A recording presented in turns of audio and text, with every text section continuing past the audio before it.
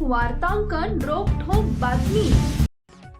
मुख्यमंत्री देवेंद्र फडणवीस आणि भाजपच्या प्रमुख नेत्यांशी अनेकदा चर्चा होऊनही एकनाथ शिंदे यांनी दिल्लीवारी करूनही विधान परिषदेच्या निवडणुकीवर तोडगा निघत नसल्याचं चित्र आहे।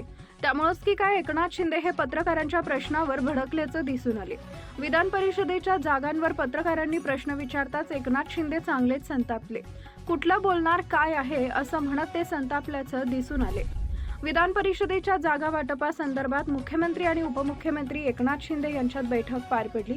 या बैठकीनंतर एकनाथ शिंदे पत्रकारांसमोर आले खरे, परंतु त्यांना पहिलाच प्रश्न विधान परिषदेच्या बैठकीबाबत केल्यानं ते पत्रकारांवर प्रचंड संतापले। त्यांनी पत्रकारांनाच उलट सवाल केला। त्यांची बदललेली देहबोली पाहता चर्चांना उधाण आलं। त्यामुळे या बैठकीत नेमकं काय घडलं हा प्रश्नही उपस्थित केला जातो आहे। शिंदेची शिवसेना विधान परिषदेच्या 5 ते 6 जागांसाठी आग्रही असल्याची माहिती आहे। ठाणे, नाशिक, छत्रपती संभाजीनगर, रायगड, हिंगोली, परभणी या जागांवर शिवसेना आग्रही आहे।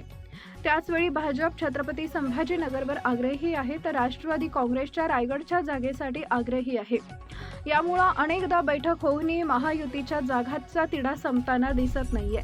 रायगड रत्नागिरीच्या जागेवर शिवसेनेची ताकद आहे, तरी देखील त्या जागा शिंदेच्या शिवसेनेला मिळत नाही। एकनाथ शिंदे यांनी त्यासाठी दिल्लीचा दौरा केला, मुख्यमंत्र्यांशीही चर्चा केली, तरी देखील शिवसेनेला अपेक्षित जागा मिळताना दिसत नाही। त्यामुळे भाजपकडून शिवसेनेची कोंडी होत आहे का असं चित्र आहे। छत्रपती संभाजीनगर किंवा रायगड रत्नागिरी यापैकी किमान एक जागा तरी आपल्याला मिळावी यासाठी शिवसेना आग्रही असल्याची माहिती आहे। राज्य मंत्रिमंडळाची बैठक झाल्यानंतर मुख्यमंत्री देवेंद्र फडणवीस यांनी उपमुख्यमंत्री एकनाथ शिंदे यांच्यामध्ये जवळपास 20 मिनिटं चर्चा झाल्याची माहिती समोर आली आहे। विधान परिषदेच्या जागांवर त्यामध्ये चर्चा झाल्याची माहिती आहे। विधान परिषदेच्या निवडणुकीसाठी 5 ते 6 जागांची मागणी शिवसेनेकडून करण्यात आली होती। नाशिक, ठाणे आणि जळगावच्या जागांसाठी शिवसेनेनं आग्रही भूमिका घेतली होती। आतापर्यंत झालेल्या बैठकीत शिवसेनेला ठाणे, नाशिक, यवतमाळ आणि परभणीची जागा सुटल्याची माहिती मिळते।